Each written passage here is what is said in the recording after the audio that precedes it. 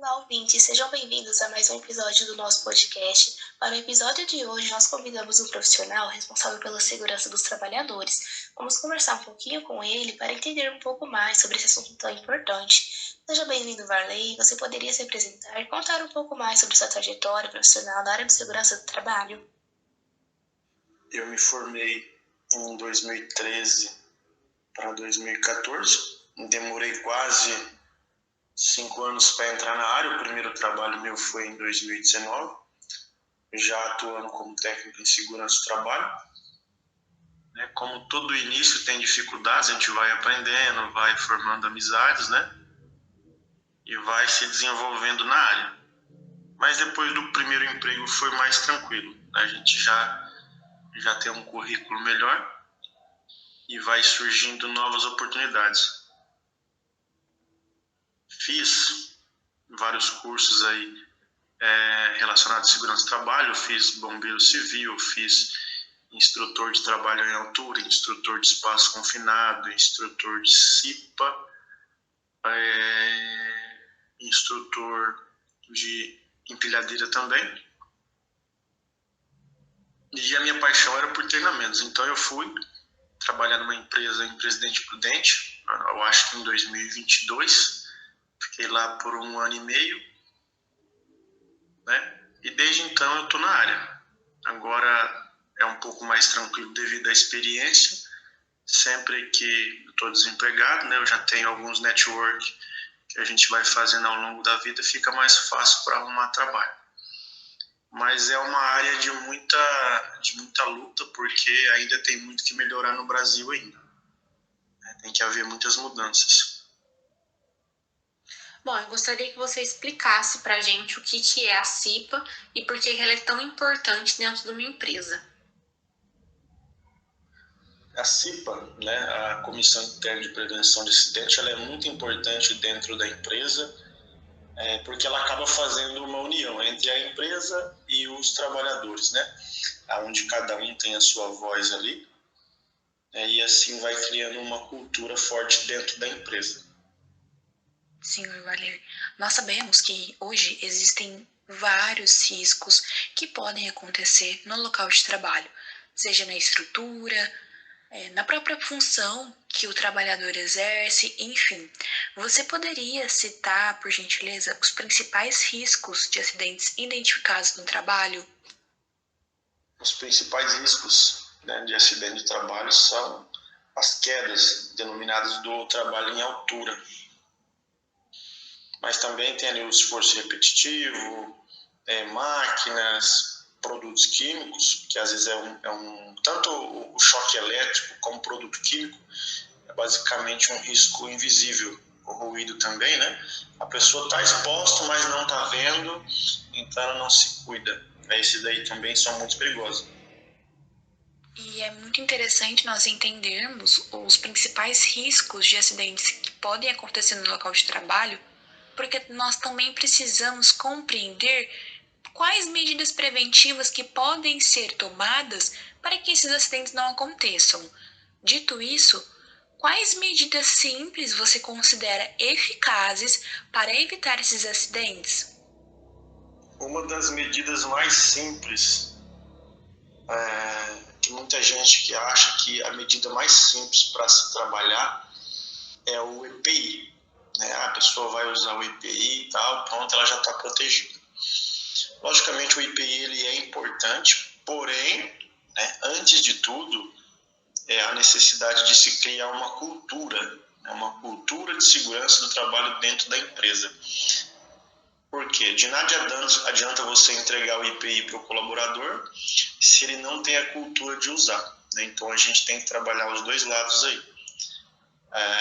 Fazer uma cultura, promover a segurança do trabalho dentro da empresa, e com certeza isso daí vai gerar que cada colaborador utilize o EPI de forma correta.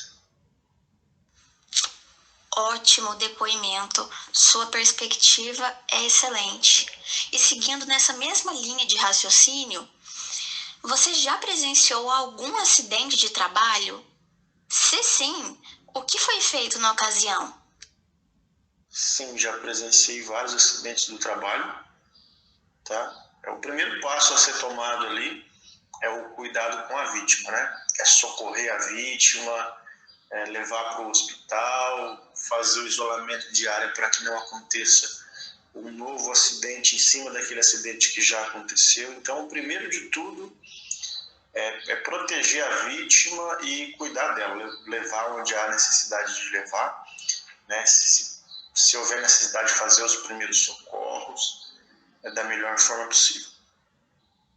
E depois vem ali, né, investigação, ver o que ocasionou o acidente, tomar as medidas para que não aconteça mais, né, porque o acidente ele é uma fatalidade, mas ele é importante para que não aconteçam novos acidentes, né? Cada acidente tem que se criar um aprendizado para que não aconteça novamente.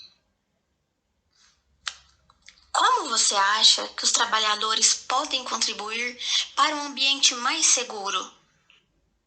Cada trabalhador pode contribuir com um ambiente seguro, né, apenas pelo simples fato dele estar usando o seu equipamento de proteção individual, também alertando os demais colegas sobre o uso, né, um cuidando do outro ali, manter o ambiente limpo, organizado, comunicar qualquer risco que ele veja dentro ou fora da empresa que possa ocasionar um acidente.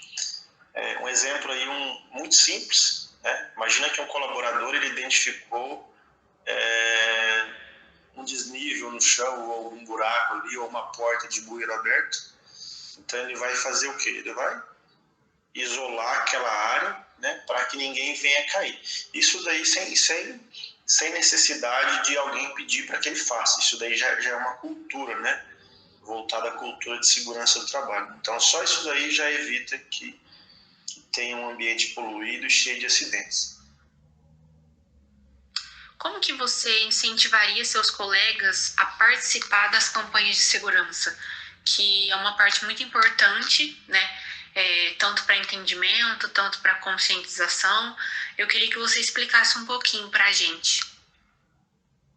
Incentivar os colegas a participar dessa campanha é muito importante, né? Eu mostraria que as campanhas elas ajudam, né, a diminuir acidentes, ajudam também a diminuir afastamentos, né? Mostra a importância de nós cuidarmos da nossa saúde, tanto física como mental, né? E torna o ambiente de trabalho mais seguro.